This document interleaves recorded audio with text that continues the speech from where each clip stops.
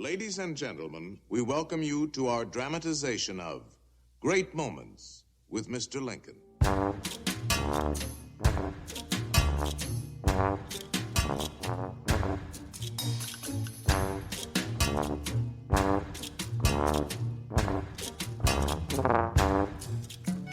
Hello and welcome to the Lowdown on the Plus Up, a podcast where we look at everyone's favorite theme park attractions, lands, textures, and novelties. We talk in, over, about, and through our week's topic, and then, with literally no concern for practicality, safety, or economic feasibility, we come up with ways to make them better. My name is Kelly McCubbin, columnist for the theme park website Boardwalk Times, and with me, as always, is Peter Overstreet, University Professor of Animation and History in California. So, Pete. Yes. What are we talking about today? Today, on our inaugural podcast here, we have decided to talk about probably one of the most beloved and yet overlooked attractions at Disneyland, and also Disney World and the World's Fair, which is Great Moments with Mr. Lincoln. Great Moments with Mr. Lincoln. Which it's controversial in some ways, it's scoffed at in other ways, and it's revered in many, many ways. And that's kind of what we're going to talk about tonight. We're going to do some deep diving. So for those who are listening, Kelly and I have this habit of going off on these long tangents, and you're going to totally think to yourself, where on earth are they going with this? And then we will bring it back to the main subject. So we're almost positive. Yeah, it's the journey. It's the journey that matters on this It's one. a musical journey. Yes. And there will be singing. There will be bad impersonations and singing involved. I guarantee it.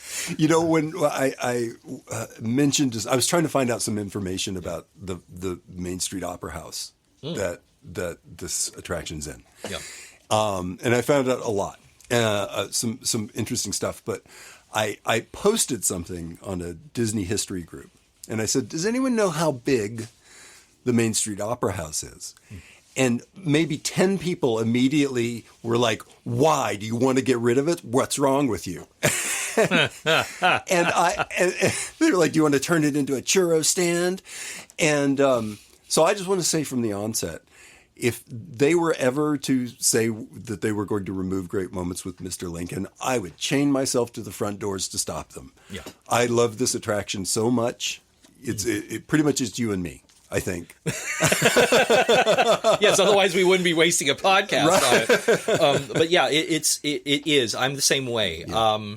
So I'll kick us off here with like personal memory. Yeah. When I first went to Disneyland, they were still, I must have been 3 years old because they were still celebrating the bicentennial. So they still had all that was when I first went too. Yeah, so we probably went the same year. Yeah, probably during the same years there.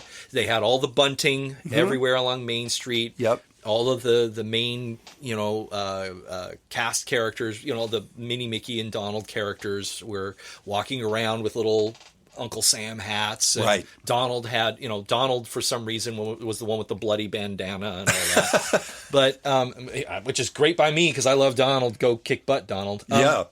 Iwo Jima Donald. Yeah. And my grandparents took me, and my grandparents were still, my grandparents were very definitely people of the past. If they went someplace special, they dressed for the occasion. Yeah. Like, they went to movies in a suit and, Chanel No. 5, both of them. Yeah. And we went to Disneyland, and I'm wearing a little Hawaiian shirt and my little shorts and stuff like that. They bought me a Donald Duck hat, and I got to hang out with Donald for a minute. I just went beeline for Donald. But it was right outside the Opera House. Yeah. And the first thing I wanted to, what do we do now? Because I had no idea what Disneyland was about. Yeah. And my grandfather said, let's go see Mr. Lincoln first off. Yeah. And when your grandfather says that, when my grandfather said that, it was usually like, we know somebody, let's go meet them. Right. So we go inside, and there's the giant model of the White House. There's all of the artifacts, you hear the narration, you've got the screens going with the opening, with the prologue. Yeah. And people were really lined up. I remember it being very crowded and being kind of like, what are we doing? So this wasn't like how it is today where everybody's like, I'm ready for a nap. Right. You know, and it's like, yeah, let's go see Lincoln, you know, Yeah. it's air conditioned, you know. Right. But everybody was all lined up, ready to go in. And we trundled in, and I was seated next to my father, in between my father and my grandfather. And we go through the whole show. They've got all the stuff with the video and all the art and everything. And then finally, you know, the curtains open and Mr. Lincoln rises up. Ladies and gentlemen, Abraham Lincoln. And he started, you know, they start the famous ending speech of the show. Yeah.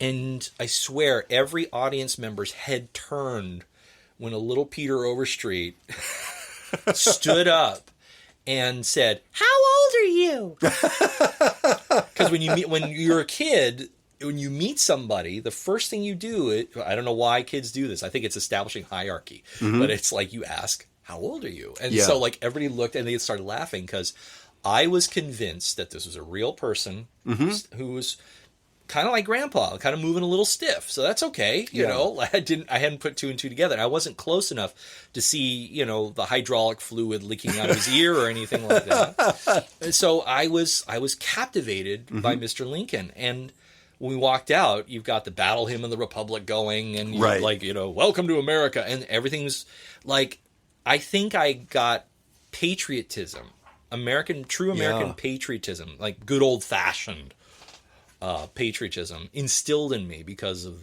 that show. Yeah. And that's why it resonates with me still. And every time I go, I still have those memories of like, take a deep breath and remind yourself about America for a minute. And that's kind of how I do that. And we'll go further into that for a minute, but that's just something that's never really left me. And so that's one of the reasons why I still love that show. Yeah, I'm right there with you. I went for the first time during the bicentennial. Disneyland was a weird place for me as a kid because it was sort of the place that my parents would just kind of let me go, and it's like, here, just go do whatever you're going to do. And so I don't actually recall being with other people. So I'm, you know, like this 10-year-old kid, 10-year-old kid, wow, like wandering around. And at that time you could, it was pretty safe. And just wandering around and seeing stuff. And I remember, and of course you had to have ticket books. Oh yeah. At that point. Oh yeah. But Mr. Lincoln was free. So I saw Mr. Lincoln a number of times. Yeah. And I also I went on Adventures Through Inner Space a number of times because it was also free for a while when Monsanto was still sponsoring it. But then, if Monsanto was the sponsor, was it really free? No, I think we've all paid. Yeah, I think we've all paid the price. Yeah, but that's a different show. Yeah. Anyway, you were saying, I'm sorry. I remember sitting in that show, and I still get this feeling now, sitting in the show, and you get to points in it where it is so profoundly moving. And I know, like, we're looking at a different Mr. Lincoln at this point. Like the audio animatronic has been redone like 3 or 4 times over now. We do what's playing now is an edited version of the original speech. Because evidently they had replaced it for a little while when they tried to put the Gettysburg Address in, which is actually not part of the speech at all. No. There is none of the Gettysburg Address in the original speech because Walt, who was fairly obsessed with Abraham Lincoln, felt like that was the only thing people knew of what Lincoln said. So he told them deliberately, put this together from other speeches. But I still, there's moments in that speech that still just give me chills. I mean, really, it does instill patriotism in me. And there's a lot of reasons to feel like weird about nationalism in our society now. But boy, I went and sat through this thing a year ago, and I was moved. I was absolutely moved. It's interesting. I once heard somebody say that Great Moments with Mr. Lincoln is the equivalent of examining a Norman Rockwell painting. It comes from the heart. Yeah. And it is coming from some place mostly pure. Yeah. And it's very definitely geared. It succeeds at giving you the emotion that it is geared towards making in you. Yeah. You know, like most people, in some way, it elicits a very deep response. Yeah. Well, those who remain conscious during the show. Because there are some people who nap. That becomes a thing. But anyway. And I certainly do, like, I've seen plenty of times when people go in there and are just crashed out. Oh, yeah. Yeah. Well, I mean, when we talk about the patriotism and coming from the heart, Yeah. you told me an interesting story, and I'm sure that a lot of the listeners out there who are Disney fanatics probably have already heard this story, but for those who don't know it, let's go to its origins, like the very deepest origin of the origin of this attraction. You were telling me that Walt Disney, at a very young age, was obsessed with Abraham Lincoln, the man, and the legend itself. That's right. He was known to go to his school and dress as Mr. Lincoln and perform, oddly, ironically, given what we've just said, the Gettysburg Address. So much so that he would go perform it in class, and then they would send him around to other classes to perform it. Can you imagine, like, being that obsessed and you're, like, walking into class and the teacher's like, all right, let's talk about Pythagoras' theorem. That's right, 7 days ago. It's like, shut up, Walt. You know, it's like, it's nowhere near President's Day. Why are you dressed like that? I don't know, Mama. You know, it's like, Roy's just, like, rolling his eyes like, oh, it's my kid, brother. Well, and yeah. Little weirdo. Gonna have to bail him out again. Use super glue on the beard. You know, he's gonna be stuck that way for a while. You know, and it's interesting. It speaks to, I think there's a connection here with what we were saying before, like when we were talking about the fact that the speech doesn't have the Gettysburg Address in it. It seems clear to me that he was obsessed enough with Lincoln to have a depth of historical knowledge about him. Yeah. You know, because he is right. Most people, they know the Gettysburg Address, they know the Civil War, and that's kind of it. So his later insistence on not including the Gettysburg Address, his insistence on that really shows like, no, he understood this topic. And you know, we can't always accuse him of having a lot of historical depth.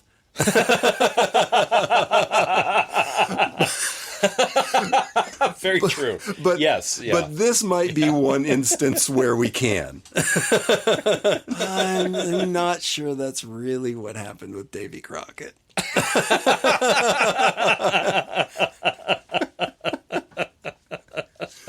But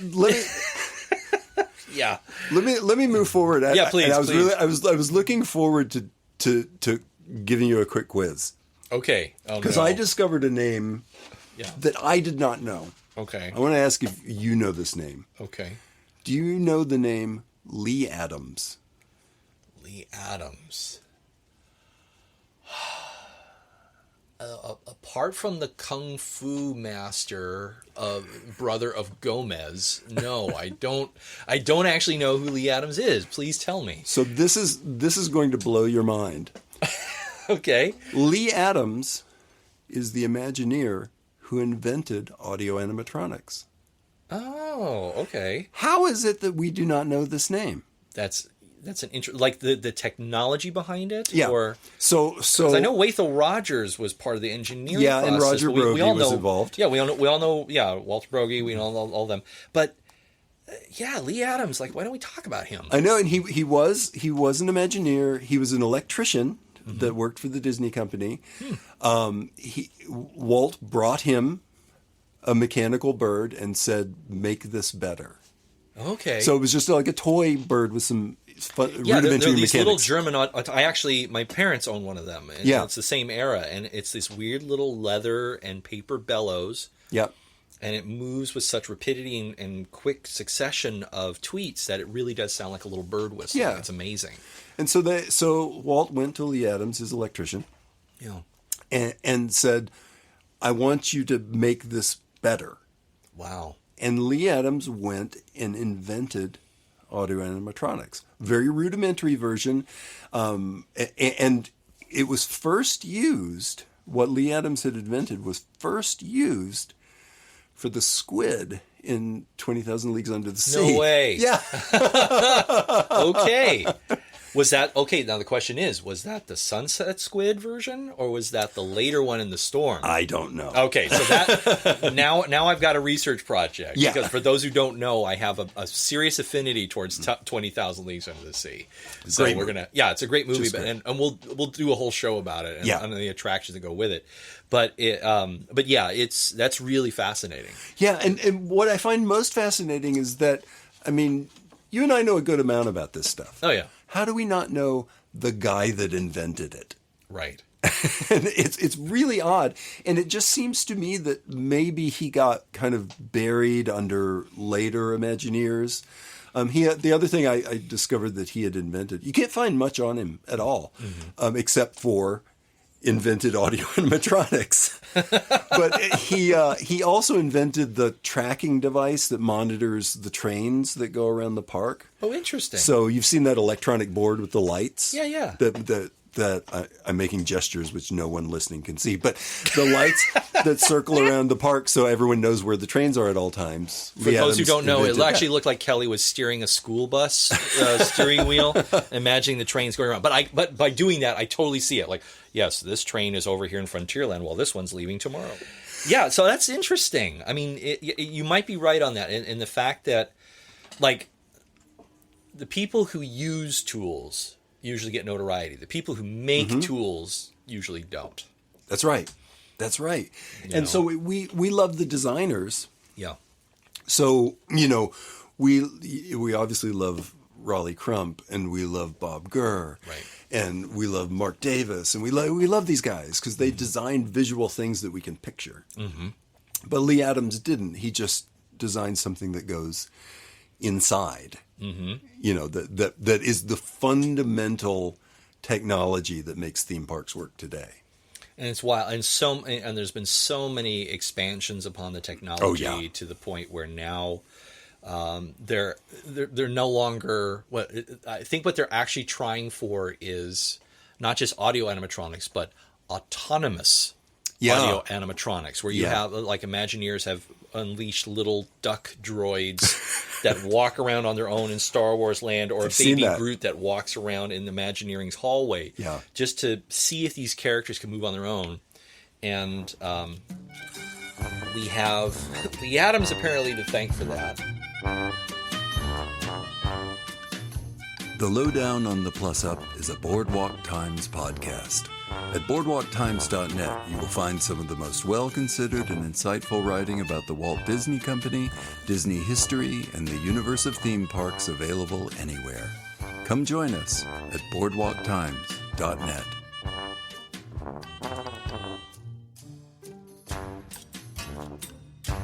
He opens up his park.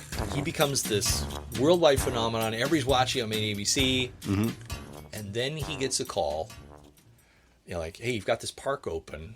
We need stuff at the World's Fair in New York. Yeah. Well, so this is interesting because, as you know, I've been rereading The Power Broker about Robert Moses. Mm-hmm. And the New York World's Fair, the 64 World's Fair is the one we're talking about. Yeah. It was Robert Moses's baby. Mm-hmm. And the reason that Moses wanted it was because he was trying to get public funds to build Flushing Meadows in Queens. He thought that was going to be like the park, because he was the parks commissioner.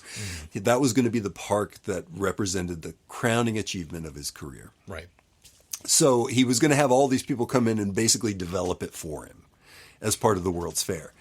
Now, it didn't work out that way. It was the World's Fair, even though a lot of what we think about that particular World's Fair is sort of glamorous and fascinating, it was actually a huge failure. So, first off, it wasn't actually a World's Fair, interestingly enough. The organization that runs the World's Fairs refused to sanction it. Really? Yeah, and the reason they refused to sanction it, there was two reasons. One is that they had a rule that said World's Fairs should not last more than 6 months. Okay. But Moses wanted to go for 3 years. Wow. Okay. And two, that you couldn't charge countries rent when they came in to put their pavilions up in the World Fair, and Moses very much wanted to. Now, interestingly about this, other World's Fairs got away with breaking those rules a few times, but this was Robert Moses late in his career, and he didn't like being told no about anything, and he ticked them off real bad. Oh, dear. So that organization, I can't remember what they're called right now. I think the acronym's the BEI. The BIE, the Bureau of International Exhibitions, I believe is what it's called. So they said, not only are we not sanctioning this World's Fair, we're going to tell countries not to come. Oh, my God. So that is the reason that the 64 New York World's Fair has no Western European countries except for Spain. Spain is the only one that showed up. Wow. I did not know that. That's crazy. So then the World's Fair lost a tremendous amount of money. Yeah. They never made their money back. Moving into the second year, they were severely in debt. They were never going to be able to pay off the money that New York State had loaned them. Yeah. It was bad. And by the end of the second season of the New York World's Fair, they just were like, we're not doing a third season. We can't take on any more debt. Yeah. So the only person that came out of the World's Fair looking good was Walt Disney. Right. Epically so. Yeah. I mean, the fact that we're talking about this now is it all really stems from this. Well, absolutely. Like the things that came out of that World's Fair for Disney, well, obviously great moments with Mr. Lincoln. Mm-hmm. It's a Small World was the UNICEF attraction at the World's Fair. The People Mover, because the Ford Magic Skyway was actually the People Mover mechanism, just using Ford cars, which is really ironic when you think about it, because it's Ford trying to promote buying automobiles to drive on the highway, and Disney is using that to invent a new kind of public transportation. Well, yeah, and also the Ford Pavilion, you also have the Primeval World. That's right, yeah, which is still in Disneyland. Yep. You have the dinosaurs, the Primeval World. We don't have the cavemen. Yeah. Sadly, because they're some of my faves. I don't know why they're so charming, but they are. But anyhow, but yes, then there's this call to do this special show about America. And we have to just... For the Illinois Pavilion. For the Illinois Pavilion, yes. And it's also... We also have to understand that this is 1964. Mm-hmm.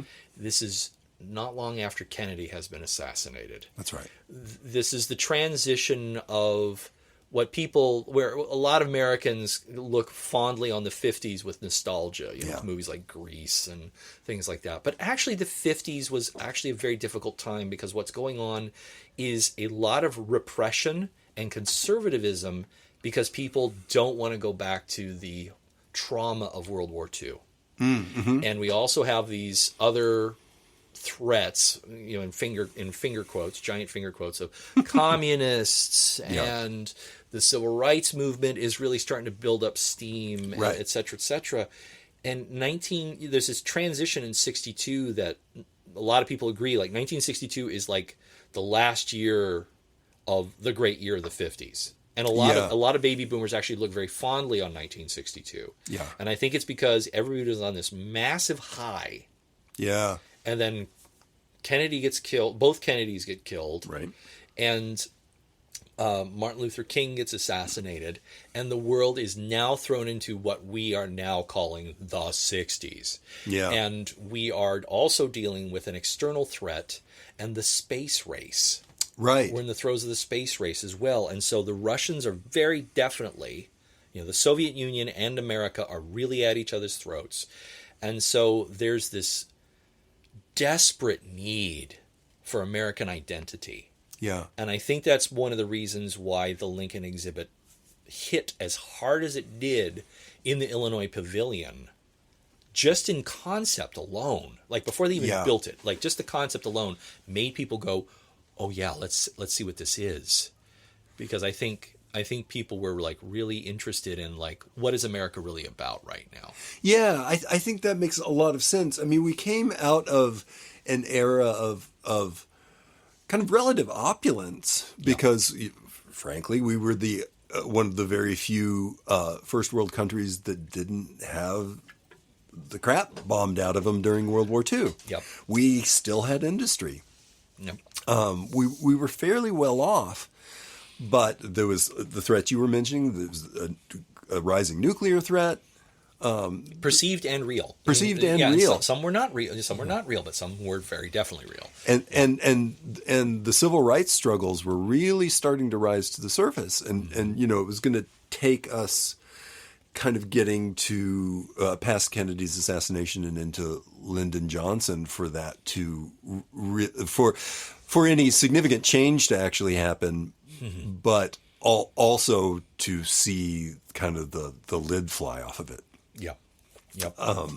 I have heard Johnson Voting Rights Act and his civil rights legislation compared to Lincoln's legislation. And it's like, it is the most important civil rights legislation since Abraham Lincoln. So it's interesting that we're talking about this. And it's also interesting that it's Johnson, who is right. who not a lot of people look at him and go, yeah, he was a great president and he was a nice guy. He wasn't a nice guy. The guy was kind of a jerk. Oh no, he was a monster. Yeah, he was. Yeah, there would be times if he's waiting too long, he would pee on the shoes of his Secret Service guys. Because he could. Yeah. And he's like, hey, you want to see my appendix scar? Check it out. And you're like, oh. Oh my God. There's something called the Johnson lean. Whenever he would meet people. Yeah, he would lean into them. And there's great photographs. And like poke them in the chest. Yeah. And my favorite, I actually have this whole series of them in a scrapbook. And it's all these pictures of President Johnson leaning over different diplomats and different Congress people. And then it ends. The whole thing ends with this great picture where he's leaning back, and who's leaning over him is Martin Luther King. It's so great. It's like the Johnson lean is suddenly turned around on him. You know, it's so symbolic of what we're talking about. It is, absolutely. It's interesting because I have also read 4 of the soon-to-be 5 volumes of the Lyndon Johnson biography that Robert Caro wrote. Wow. Robert Caro, who also wrote The Power Broker about Robert Moses. Yeah. You're a better man than I am. I don't know if I could do one Johnson biography, let alone 4 and now 5. That's crazy. They're strangely riveting, but maybe that's just me. And there it is. Yeah, I have issues. But... Yeah. But the last volume ends just after the Kennedy assassination. Yeah. And leans right up to the point where Johnson goes on national television and raises a fist and says, "We shall overcome." Yeah. And which changed the world at that moment. Yeah. And it talks about how he would get calls from Martin Luther King late at night, where King would be like, "We need to make sure that you're safe, Lyndon. Like we're concerned because we really need you now. You've taken on this role. We really need you, but we're worried." And that's interesting that this is the world in which this attraction is birthed. Right. Because we're talking about one president who's taking big steps legislatively towards civil rights. Yeah. And you've got the World's Fair coming on. Mm-hmm. And what honestly, I would love to go back in time and actually, or have a conversation with some of these people that were behind all of this and ask them if they were aware that one of the reasons why this was such a hit on so many levels with different people is because of the parallels, of the civil rights movement, of like the emancipation of African Americans from slavery into free men and women, and what was going on with the civil rights movement of the early 60s. And it was almost like let's remind ourselves how far we've come and how far we have to go. Yeah. In one swoop with this attraction. I wonder if that ever entered anybody's mind, or if it was just like, we like Lincoln. Lincoln's a funny president. He's on the penny. That guy, the dude with the funny beard and the giant hat. He looks like an idiot, but he's actually a really nice guy. And he's because let's face it, in pop culture, he's everywhere. Like, he's in Geico ads. He's in Bill and Ted's Excellent Adventure. Yeah. He's a Muppet. I mean, he's everywhere. Yeah. And we make fun of him endlessly because, and it's always kind of tongue-in-cheek make fun of him. Sure. I don't think of anybody really doing anything mean about Lincoln. I don't think I've ever met anyone who was just like, Lincoln, what an idiot. Like, no, that just doesn't really happen. Because he was certainly not. No. But yet, I think there's something about the fact that he was a president of extremes, in which he was basically, we were on such a precipice with the Civil War. Yeah. And him trying to keep the Union together. Yeah. As well as the emancipation of African Americans. That I think that's where he transcended just a historical figure. Yeah. He became a legend, almost like King Arthur. Except with like people like King Arthur or Robin Hood, where they're very definitely probably based off of long dead actual historical people. Mm-hmm. We have photographs of Lincoln. Right, yeah. I mean, we have to tie it into this attraction, we have a mask made from his actual face. Yes. The face of the animatronic is from a life mask that was made of Lincoln. Mm-hmm. It is, in fact, exactly his face. Yep, and handed off to Blaine Gibson, who was our sculptor. So good old Blaine, I mean, he's another one of my, he's on everybody's list of like, really great Imagineer. Yeah. But yeah, sculpting it, figuring out, one thing I found out recently is that Lincoln was only 6'4", and a lot of people think so for those who don't know, Kelly and I are both. He's a little guy, is what you're saying. Yeah. Little fella. Kelly and I are tall men. I am 6'5". I'm 6'11". Yes. So Kelly calls me Shorty, which is a rarity. So, but I always used to think that actually Lincoln was a little bit taller than me, and a lot of people think that because of the attraction. Yeah. The figure of Lincoln, the animatronic in the Adventures of Lincoln, I believe is 6'7", and it was built that way to accommodate all the technology that had to fit inside. Oh, wow. In order to make him rise up, all the hydraulics and all the electronics. So they just said, well, why don't we just make him a little bit taller, and that extra 2 or 3 inches gives us the space that we need to make it all work. Oh, I didn't know that. That's really interesting. Yeah, so it's like, yes, his face might be accurate. Yeah. But he's actually, bigger, literally bigger than life. Yeah. Which just kind of adds, and I think we're getting to another part of this, which is like, this attraction actually enhanced the legend of Lincoln in the later part of the 20th century and into the 21st century, more so than I think people actually want to acknowledge, because of these little things of like, how tall he was and the way he spoke. Right. And so, and we've discussed this a little bit. Yeah. But first off, before we get off the body size, I wonder, because as the audio animatronics turned into autonomatronics, which just a term I learned today, but I guess that was the next phase, and then became just solid state electronics. Mm-hmm. I wonder if the body came down or if they just kept that original size, because once they're solid state, you didn't need to fit in the huge machinery anymore. Yeah, I don't know.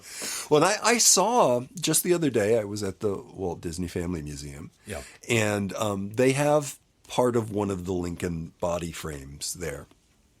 I'm unclear as to which one it is.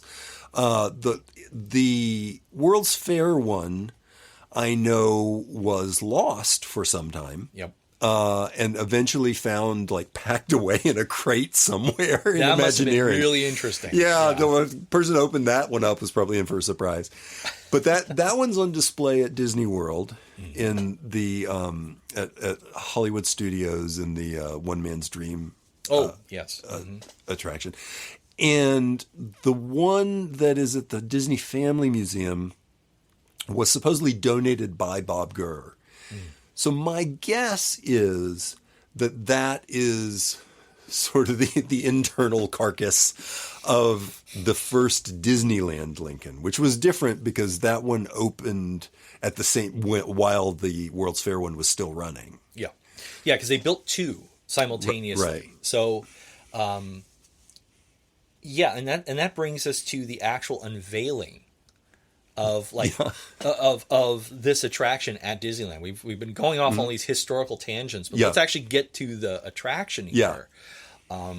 So for those who have never been to Disneyland, take a look at the map, and when you walk into the park, you go through the ticket booth, you have the little thing whistle at you, and you go inside, and you go underneath the train tracks, or you get your picture taken in front of the train with the giant flower Mickey and and you go into Main Street, and you're facing, I believe it's on the south side of Main Street, or it's on your right. It's on your right when you're entering, and it's just right there. And it's the Grand Opera House, and you see Great Moments with Mr. Lincoln. It's right next to the Disney Gallery. Right. And you walk in, and the first thing you see is this giant model of the White House. Yeah. And it kind of sets you off like, okay, this is going to be America stuff, which is a little awkward now.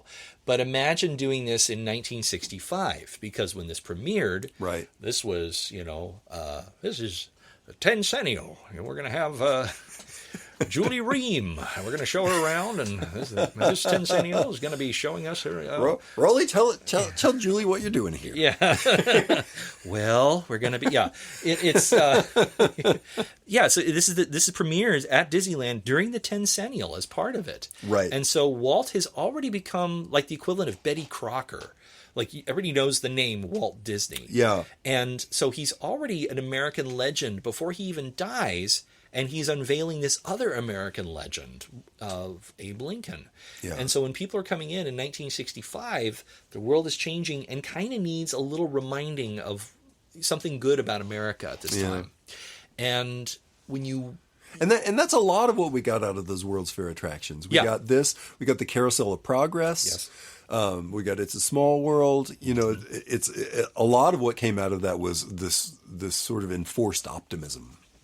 Yeah, and I think that's and that's a great point, because I think this makes one of this brings us to, like, we've been, oh boy, we love this thing, it's so great, and here's some history and nerd. Yeah. But let's really tack on to something here, because there's several things that happen with people's negative attitudes towards this attraction. Yeah. First one is boring. Yeah, I disagree with that. I do too, but let's just talk about. Let's just put that on the list. People find it boring. I will say that I find it puzzling that the pre-show has been expanded and the actual Lincoln speech has been shrunk. I find, because I don't know, maybe they figure people want to see big things on screens more than they want to see the robot move. But I disagree. I would rather have the full Lincoln speech and get rid of the Two Brothers song, or whatever. And that song is fine. I don't have any problem. It's from the American Adventure in Epcot. Yeah, is where that originated. Yeah. But I don't need it. I don't. It seems to me that Walt's intention, and let me pause here and say, I'm not one of those people that believes Walt was always right. No, we can both agree to that. His intention could be very wrong sometimes. Yes, but and his actions could be very wrong. I mean, he's someone that we're inspired by, but he's got depth, which includes some negative sides. Yeah, but his intention seemed very much to present the Lincoln around the Civil War, not the Lincoln of the Civil War. And, we talked about that earlier, that there seemed to be some historical depth because Walt wanted to shy away from the stuff that everyone already knew about Lincoln. Mm-hmm. So by, I think it was like the third iteration of this, that they reworked it so he was just reciting the Gettysburg Address. That certainly was not what Walt wanted to happen. And now they have this long pre-show that includes the Three Brothers song that is heavily focused on the Civil War. Civil War history is important. I'm all for it. I don't think that's what he wanted this show to be about. I can see that. Yeah. I can see that. Yeah, it's really about the reverence of the man, the president, Lincoln. At least that's what from my observations and the way that I view it. I agree. It's like, it's more about, let's not worry about the Civil War. Civil War, you're dealing with, you got Johnny Reb versus, the Yankees. That's right. We're going to take on all those Yankees over there. And it's like, no, it's really complicated and it's really ugly. Yeah. And there are people today that just can't fathom it, to the point where people kind of get a little false with how they perceive it, or how they perceive it publicly. We don't want to get too political tonight, but that does actually stem with how people react to this attraction now, which is, I think, why the popularity of it has actually waned in recent years. Yeah, I wonder, because... As one factor, there's the, oh boy, this show is boring, but there's also like, it's all Civil War and stuff, and I see that, and it's like, wait a minute.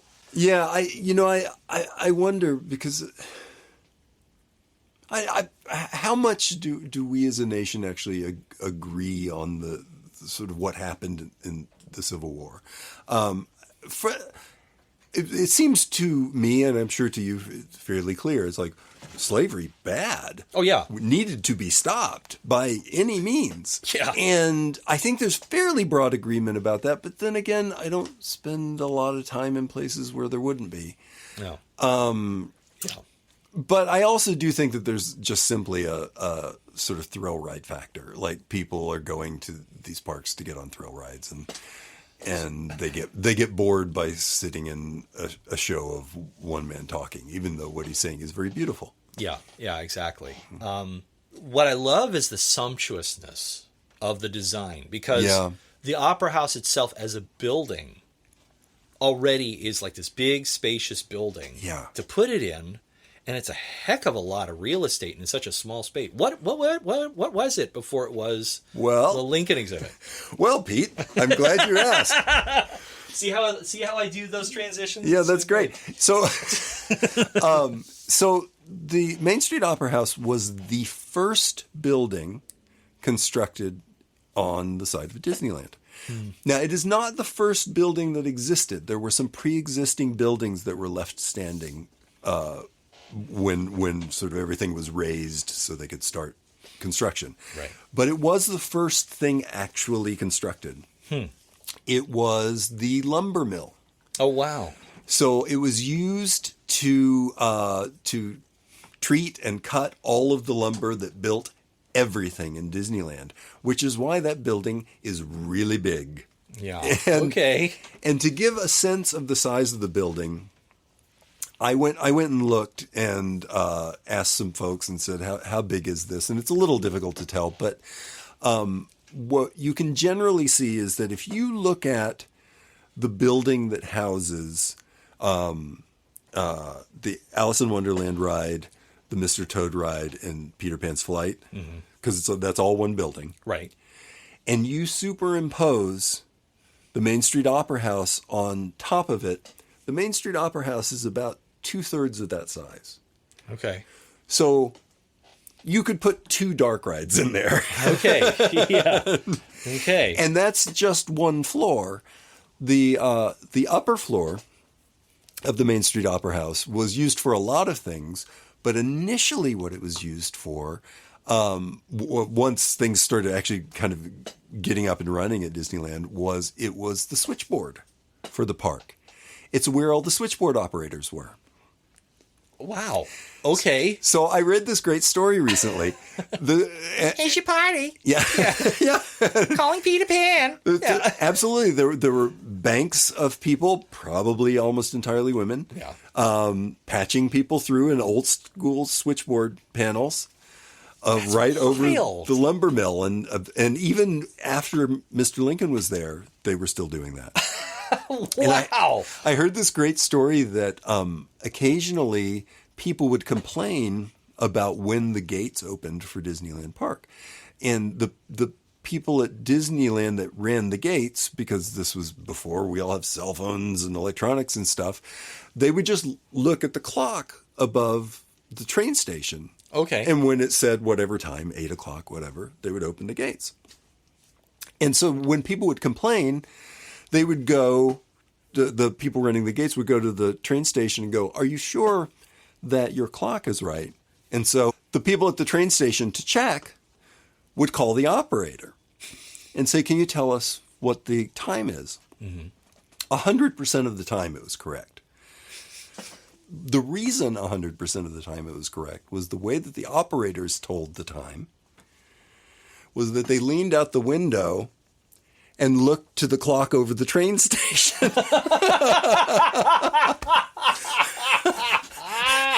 And reported back that this is the time. Is that the time? Yeah, that's the time. It's like, what's the weather? It's cloudy. Like looking out the window. That's funny. Yeah, it's amazing on how much real estate that this attraction actually gets. It's huge. It is massive. Yeah. And when you think about what's actually in there, show-wise, by today's standards, I mean, now that we've had, Carousel Progress or America Sings, all that kind of stuff, it's like it's massive. But when you really think of what's in there, it's a movie screen, automatic opening curtains, and a single animatronic that talks to you. Right. That's it. And stage lights, and you have the automatic opening doors, and you get in, and it's this fabulous plush velvet seats, velvet curtains. I think it was like well over 140 yards of red curtain. Yeah, it's massive. And you sit through the opening, and you go through this whole video presentation, and then the curtains open, and there he is. Yeah. There's the dude himself, this animatronic, in all of his glory, introduced in his first Disneyland gig. Yeah. The voice of the Pillsbury Doughboy and Ludwig van Drake, Mr. Paul Frees. Yes. And now. The ghost host. Yes. Yeah. And now. The skill of the sculptor and the mind of the engineer, whatever the spiel is. And, cue all the schmaltzy chorus music. Yeah. It's delightful. Yeah, totally. But it's schmaltzy.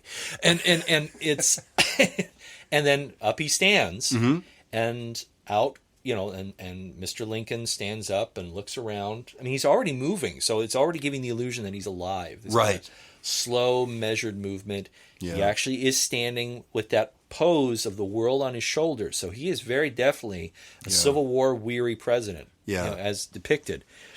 Yeah, and interestingly, the speeches that his speech is drawn from, which I think there's 4 or 5 different speeches, they go from, some of them are prior to the Civil War and some of them are after. They're kind of all over the place. Yeah, and speaking of voice actors, we would be remiss without mentioning our good old friend, Royal Dano. The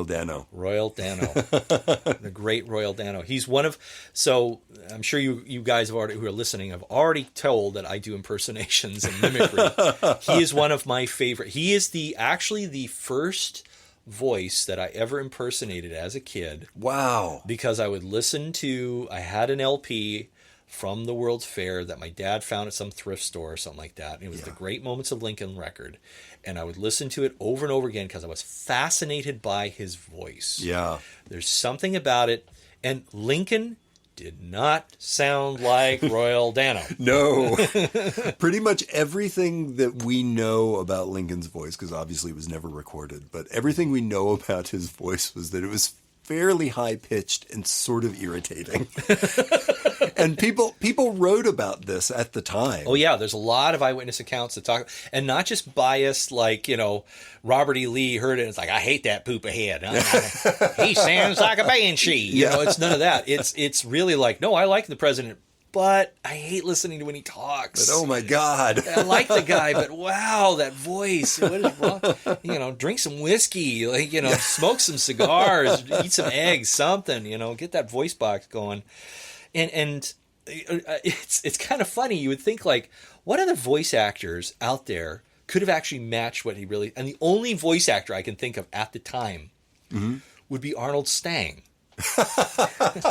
Yeah, that's right. 407 years ago. And you're like, ew, or Don Knotts, yeah. Well, now listen up here, Mr. Yankee. It's like it doesn't quite work, Royal Dano actually played Lincoln in films before, and he has this delightful weathered face that resembles Lincoln. His delivery, his acting skills. He always played these characters that were always kind of weather-beaten, down-homey, Midwestern souls. And he's in a lot of really good films. He's in The Right Stuff. Right. He's the Reverend of all the test pilots. He plays a very pivotal role. He's actually the detective in The Trouble with Harry, Alfred Hitchcock's movie. That's Royal Dano? That's Royal Dano. Wow. Trying to solve the murder of who actually killed, Harry. And very young, he's walking around in his leather jacket and everything, and trying to make sure that Jerry Mathers doesn't kill anybody. And then, and of course, this is kind of a nightmare I'm going to have tonight. Believe me, I'm sure Tony Dow had plenty. Yeah. But there's another film that actually is kind of interesting, because I always view this particular movie. It's a Disney film, and I always view this film as kind of the precursor to any Haunted Mansion movie out there. And because I view this as what would happen if evil came to Main Street.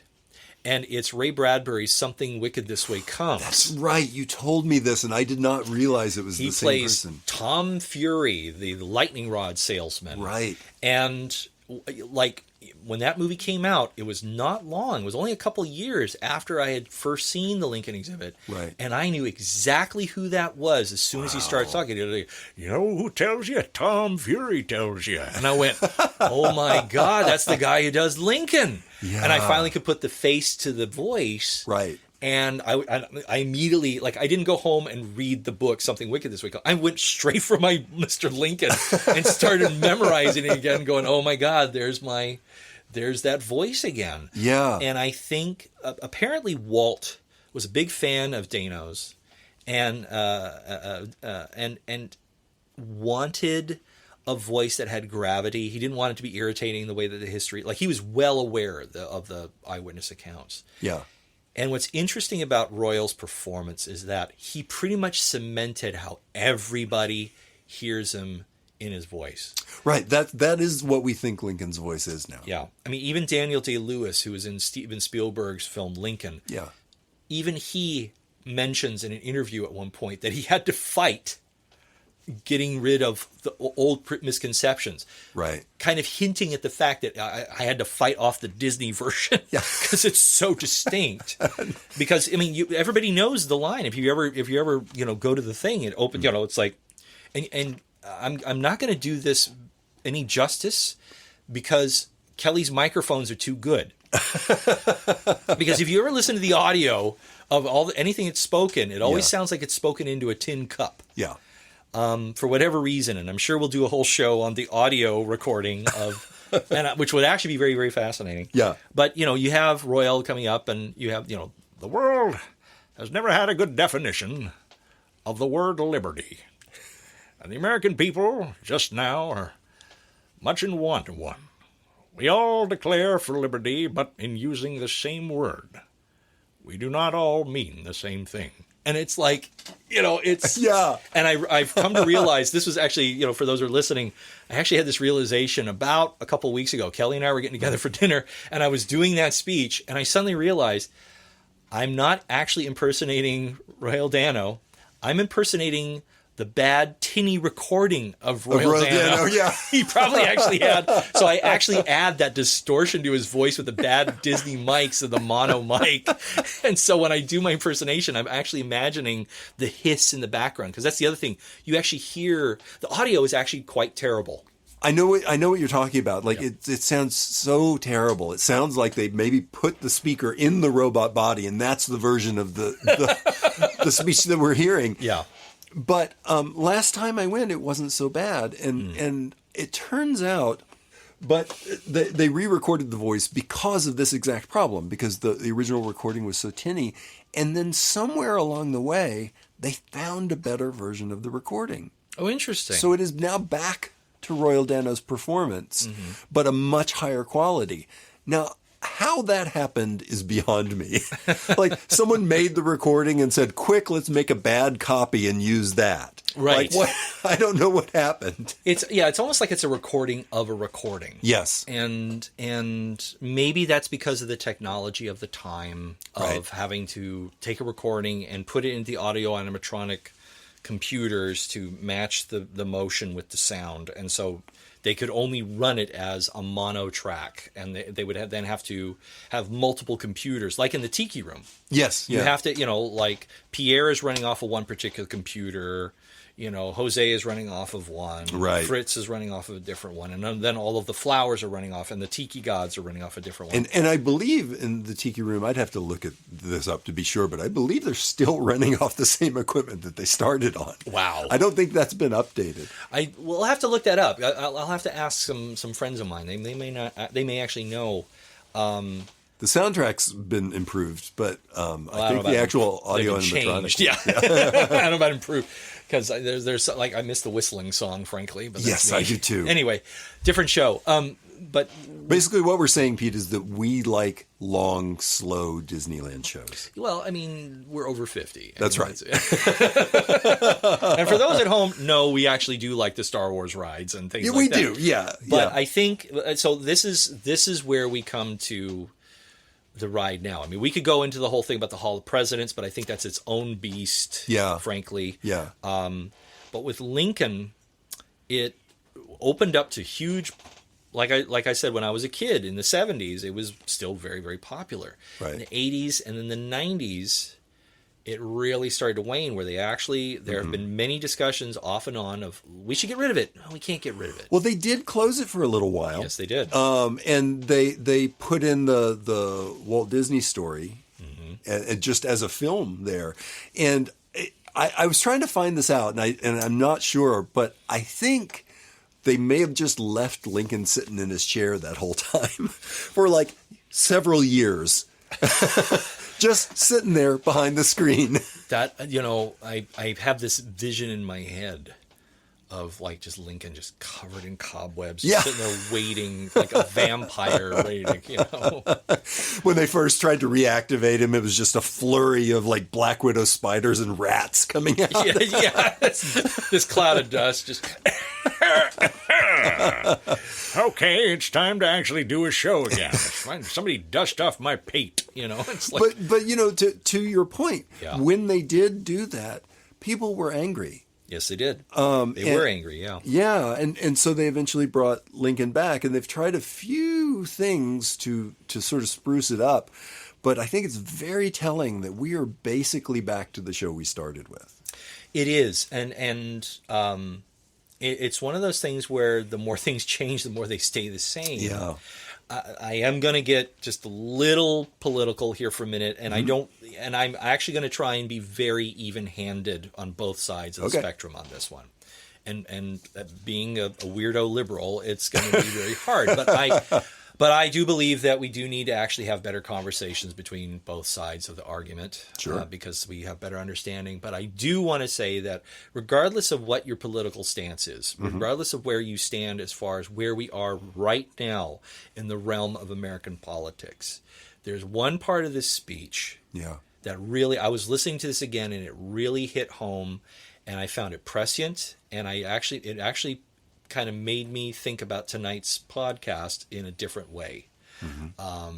Because we actually, before we recorded this, we were like, okay, we're going to do this. And then Kelly sent me some challenging questions. Like, I want you to think about this part. Okay, I'll do that. But then I went off on this other tangent. When you get to the speech, there's this part. I'm not gonna do my royal impersonation. I don't want to. But the line goes, at what point shall we expect the approach of danger? By what means shall we fortify against it? Shall we expect some transatlantic military giant to step the ocean and crush us at a blow? All the armies of Europe, Asia, and Africa combined could not by force take a drink from the Ohio or make a track on the Blue Ridge in a trial of 1,000 years. At what point, then, is the approach of danger to be expected? I answer that if it ever reach us, it must spring from amongst us. It cannot come from abroad. If destruction be our lot, we ourselves must be the authors and finishers. As a nation of free men, we must live through all times or die by suicide. And of all the lines in that speech right now, I think that is something that keeps it very, very relevant, because not a lot has changed, and some have begun the argument that we're actually approaching a very similar time politically and ideologically that was during Lincoln's time. Yeah. And I would actually make the argument that this is an even better time for people to actually view this attraction, if nothing else, for just a moment of contemplative perspective. This month at BoardwalkTimes.net, we are celebrating our 7th anniversary with a few top 7 lists, as well as articles about Ron Moore's upcoming Society of Explorers and Adventurers TV show, the ever-shifting landscape of Disney corporate management, updates on construction at Six Flags Magic Mountain, and my article about how Ludwig von Drake got himself involved in a Disney shareholder proxy war. Come check it out at BoardwalkTimes.net. No matter how much we love it, it is undeniable that the audiences are just not coming. Yeah. As much as we would love that, and I hope that at least some of you who are listening to this will go, well, next time I go, I'm going to go. Yeah. Well, we'll go twice. No, seriously, because if you really do like this thing, somebody actually made a great quote, which is, the great, great moments with Mr. Lincoln is pretty much like Superman. Yeah, you like him, but you don't really like him. Yeah, like a lot of people go, like, I really love it. It's like, well, when was the last time you went more than once during a trip? Right. I actually go twice every time. I usually go. It's usually one of the first things I do, and it's usually one of the last things I do. Because it's a great way to kind of walk out of there with that feeling of positivity and of perspective, and you feel kind of built up. And that's the, at least for many filmmakers and many storytellers, you want your audience to have a good sense of self when they walk out. Right. But because part of the title of the show is Plus Up. Yes. Let's have a little fun here. Okay. And I'm not going to I've talked enough. I want to hear your take on what Kelly McCubbin would do to plus up. So this is our Imagineering pitch. Yeah. So this is pitch number 1. Yeah. Kelly, how would you plus up? Mr. Lincoln. It's super tough. I mean, so we are talking about a tremendous amount of real estate. Mm-hmm.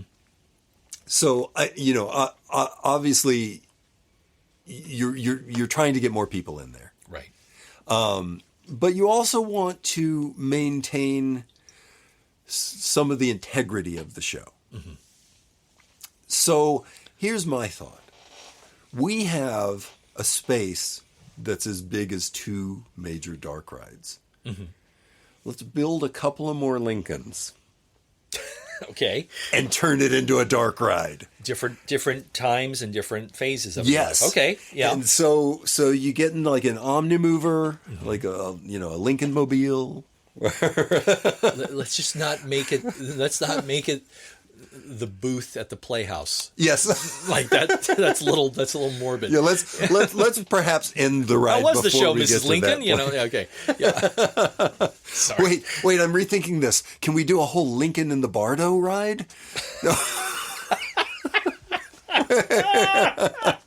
we just, oh my, it's like the Lincoln Haunted Mansion. Yeah. And you're in a Bardo-mobile, and the voices of Lincoln's dead son is whispering in your ear. Tad, is that you? Tad. Whooping cough sucks. And just, 90% of the ride is Lincoln like kind of walking towards the graveyard and then turning around and going back. Oh, jeez. So I love the notion of it being a little bit like Spaceship Earth. Where it's kind of an overview of great actual moments with Mr. Lincoln. Yeah, yeah. So we can have like moments from the Lincoln Douglas debates. Ooh. You actually maybe move into a scene where the train pulls up and you see him on the back of the train about to do the debate. Nice. Moments from the election. You would include moments from the Civil War. Mm-hmm. I think you'd leave out the assassination. That's probably unnecessary. Yeah. I think that's a little too much. But I think that if Spielberg's film proved anything, and I like that film a lot. Oh yeah. But if that film proved anything, there is a lot of drama in this man's life. Oh yeah. And you could really turn it into something interesting and. I don't know if I want to use the word exciting, but I'll use it for lack of a better one. But still maintain some of the integrity of Lincoln. Yes. So that's my thought. I mean, you've got the space. It would certainly increase the throughput. That is true. More people would ride it than ride Voyage of the Little Mermaid.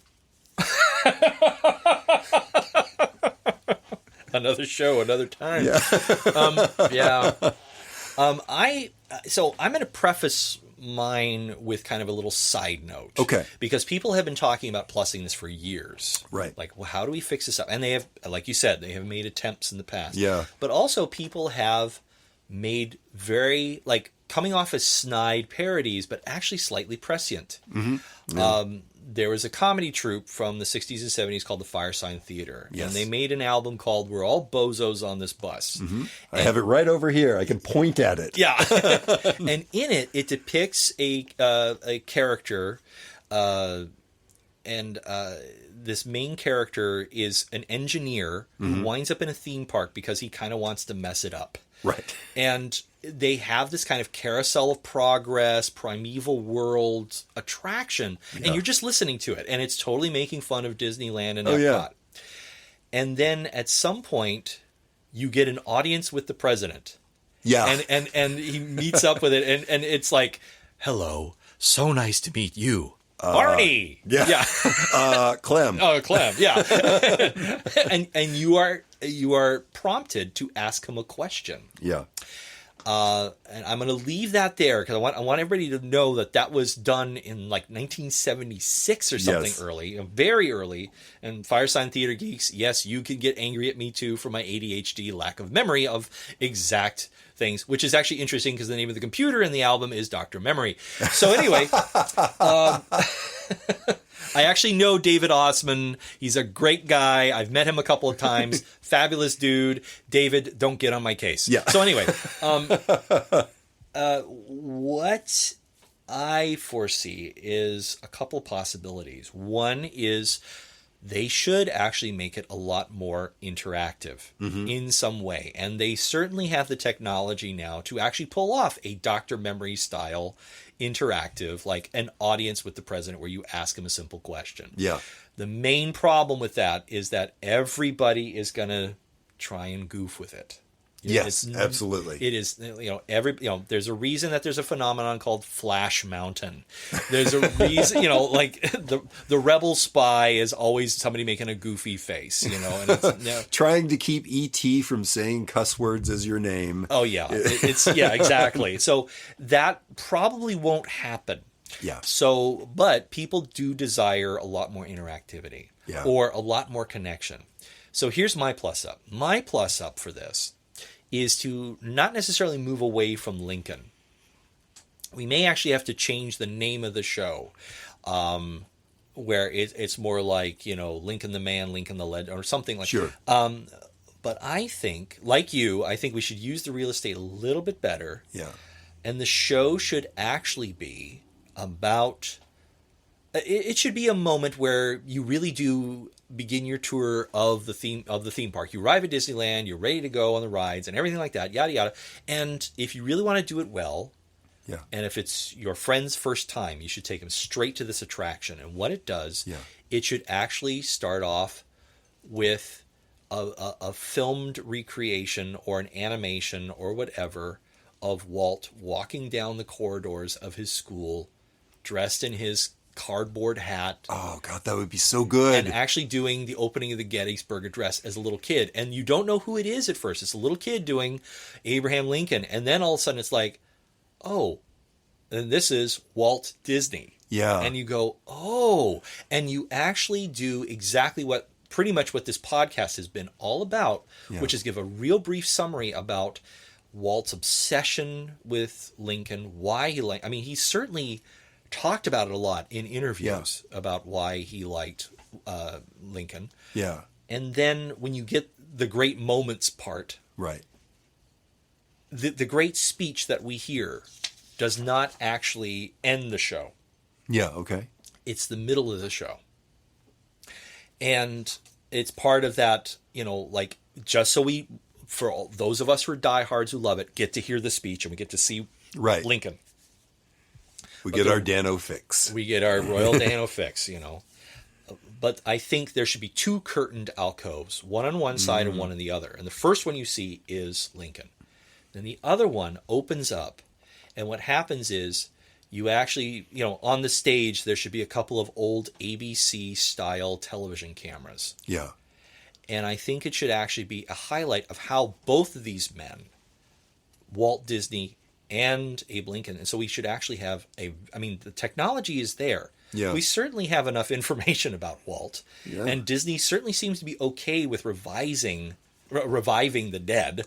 Yeah, they do. So why not actually do it and give people the moment of, to all come to this place, welcome, and you actually have Walt doing the inaugural speech of Disneyland. Yeah. And that's when the doors open. Yeah. And you exit the park. So you get this whole relationship of Walt.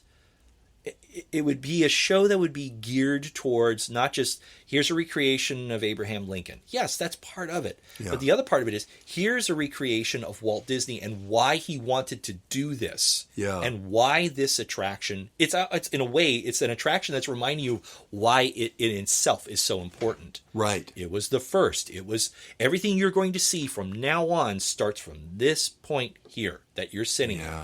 Now go off and have fun, and everything you see, from the Hatbox Ghost to the I can't say the mermaids in the lagoon because they're not there anymore. Yeah. But every animatronic that you're ever going to see now, even to BB-8 running around over in Star Wars, is stemming from this one central point in history. And it stems from one man who struggled and another man with a tremendous vision. Yeah. And it's, and it's interesting. Like Paul Frees's narration still hits true, from the hands of the sculptor and the mind of the engineer. Right. We present great moments with Mr. Disney. Yeah.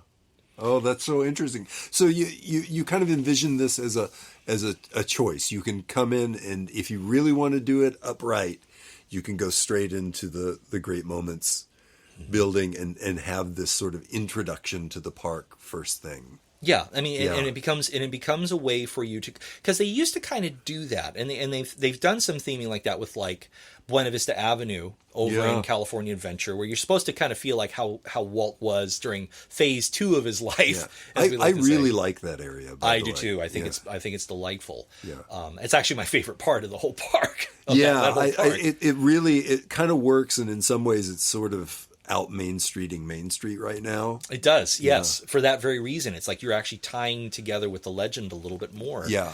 Even though Walt actually lived right across from the Opera House in the firehouse. And it's like, why are they not acknowledging that more? Yeah. Because they certainly, a lot of us, they bank on the legend of Uncle Walt. Right. well, let's address that. I mean, let's address why the Lincoln exhibit was important at the World's Fair. Right. And why it is prescient back then as it is today, and why it still resonates, and why it still has value. And it's also a way to kind of go, and Uncle Walt was pretty cool. He was complicated, but he was just like how Lincoln himself was complicated. And you have this parallel between these two guys, and it's like literally like Walt watching his hero, and then he gets to get up and make a speech. Yeah. And that becomes, it's like it comes full circle of this little kid who revered him, brings him back to life, like conjuring the legend of Lincoln. And it's like hero worship, like the way that a lot of us would react. So I have a friend named Bill Burns, and Bill Burns is a cosplayer, and probably a lot of you may have actually seen him when he went viral because he cosplays as Walt Disney from the era of Wonderful World of Disney with the gray suit and the little Disneyland. Yeah, at Disneyland. Yeah. And there was a very famous video in which he, coming right out of Great Moments of Mr. Lincoln, one of the cast members, as Mickey Mouse came out, turned around and saw Walt Disney, and almost like, apparently the cast member was almost crying because it was like, there's Walt, and like gave Walt up. It was Mickey giving Walt a hug. And it went super viral. And the park hasn't really made any sort of major statement like we don't want him here, but at the same time, Bill conducts himself in such a great way because he knows the weight that he carries when he cosplays. Right. He actually has the #1, somebody made him a #1 badge, the Imagineer badge that he wears under his lapel, so you can't mistake him for an actual cast member. Yeah. He's just a visitor, so he's not an official. But so many visitors, so many guests would say over and over, they should hire him full time. To be able to have that moment with Walt would be amazing, because my parents used to tell me about when they would go to Disneyland on a regular basis, because a lot of my family comes from Orange County. And you'd be waiting at the Jungle Cruise, and all of a sudden, and they turn around and there's Walt. And it's like, oh, there's Mr. Disney, and he's like putting a cigarette out, kids are looking at me, Yeah. But, man is in the forest, and there he is, and there's Walt.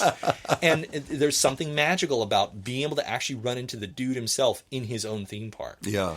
And we'll never have that again, obviously, because he is dearly departed. But having something that gives you that taste and still pays homage to this very seminal attraction, despite it, a lot of people complaining and making it snoozing, and all the jokes and all the comedy routines that have been put out there. Yeah. Ultimately, it is a very important thing, and to remind people of that, and also remind people of the origin of the attraction itself, that this came from somebody with a tremendous amount of love and respect. But I love what you're saying here. I think it makes so much sense. Like, really draw those stories together. Yeah. Show why this is not only, the show right now is trying to show why Lincoln is important, and that's good, but also try and show why Lincoln is important to Walt Disney. Yes. Yeah. And which led to this, which led to that. Right. I mean, it's like this little dream of this little boy with a cardboard hat and a cotton beard glued to his face. Yeah. Running around reciting the Gettysburg Address. That's so charming. That notion of that is actually quite charming. Oh, absolutely. But when you really think about that, this whole story that we've talked about tonight, it's kind of interesting how that's like the seed that started everything. Yeah. And it actually leads to us literally having this very conversation. Yes. Like, we would not have this conversation if that did not, exist. I want to add one more little plus thing. So I once had the honor, thanks to my friend Tim O'Day, he managed to make things all come together. Mm-hmm. And I got to have lunch with the Imagineer Tony Baxter. Yeah. And this was like this. He knew how important this was to me, because I always wanted to meet Mr. Baxter. Yeah. And Tony's a great, very generous person. Tony Baxter's the big kahuna these days. Yes, he is. Yeah. And everybody's like, oh, wow, Tony Baxter. Yeah. And for those who've never met him, yes, he really is that nice in real life. But he's also That's so good to hear. A very twisted soul. Because at some point, Kelly and I are going to do a show about the Haunted Mansion. And we'll talk about some of the stuff that he and I discussed about the mansion. But at one point, I actually asked him what are the 3 attractions that you would plus at Disneyland? And he said, well, one is going to be all of Tomorrowland. Yeah. Another one will be the Great Moments with Mr. Lincoln. Yeah. And I said, half jokingly, like, are you going to apply the formula of danger minus death equals thrills?